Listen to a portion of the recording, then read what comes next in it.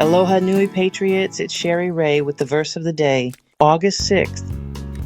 Insomuch that they brought forth the sick into the streets and laid them on beds and couches, that at least the shadow of Peter passing by might overshadow some of them.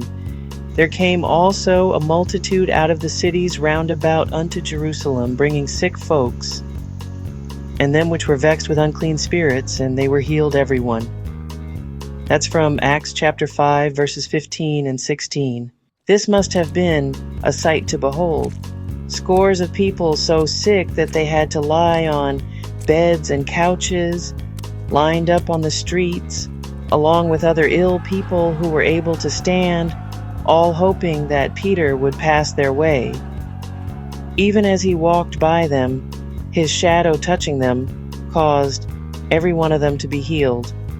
Without a doubt, this entire episode constituted a miracle of unprecedented proportions.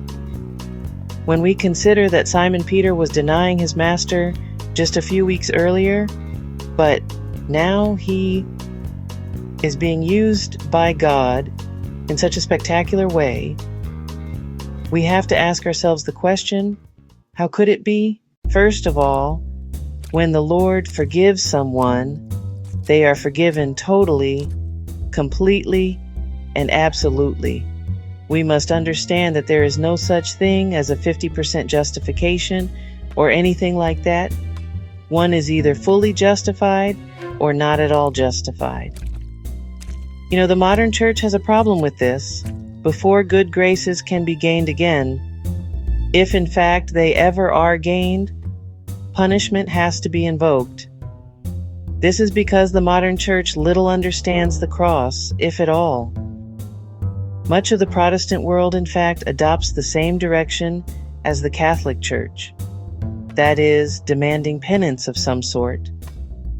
Such a position, of course, completely abrogates the finished work of Christ.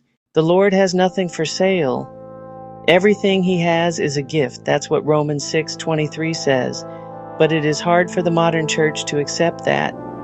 Irrespective of the modern church, Simon Peter was mightily used of the Lord as it regards the establishment of the early church. The type of miracles mentioned here and the way they were carried out did not continue, even though sporadic moves of God in this capacity did continue, continuing in fact unto this hour. The degree of miracle working power here specified was carried out by the Holy Spirit in order to establish the early church on a sound footing, which it very much helped to do. From the pattern of the early church laid down in the book of Acts, we learn what church is to be like. The earmarks were laid down nearly 20 centuries ago by the Holy Spirit. If the modern church doesn't carry those earmarks, then what is now referred to as church is not referred to as such by the Lord at all. This means that every church must be compared somewhat with the early church. That is, if it cares about following the pattern laid down by the Holy Spirit.